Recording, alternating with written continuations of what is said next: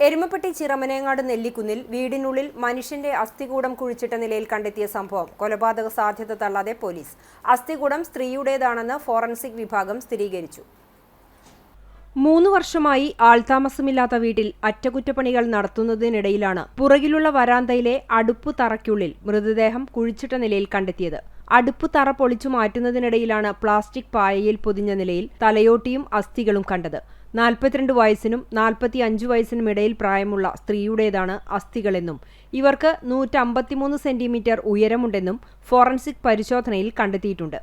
അസ്ഥികളോടൊപ്പം ലഭിച്ച ലോഹ ഏലസിനുള്ളിൽ അറബി വാക്കുകൾ എഴുതിയിട്ടുണ്ട്. കൊലപാതകമാകാനാണ് കൂടുതൽ സാധ്യതയുള്ളത്. മരണകാരണം ഫോറൻസിക് വിഭാഗം നടത്തുന്ന കൂടുതൽ പരിശോധനയിലെ വ്യക്തമാകൂ. കുന്നംകുളം ACP CR സന്തോഷിന്റെയും എരുമപ്പെട്ടി ഇൻസ്പെക്ടർ അനീഷ് കുമാറിന്റെയും നേതൃത്വത്തിൽ അന്വേഷണം ഊർജിതമാക്കിയിട്ടുണ്ട്. ഈ വീട്ടിൽ വാടകയ്ക്ക് താമസിച്ചിരുന്നവരെ കേന്ദ്രീകരിച്ചാണ് പ്രാഥമിക അന്വേഷണം നടക്കുന്നത്. ചില കുടുംബങ്ങളെ വിളിച്ചുവരുത്തി മൊഴി രേഖപ്പെടുത്തിയിട്ടുണ്ട്.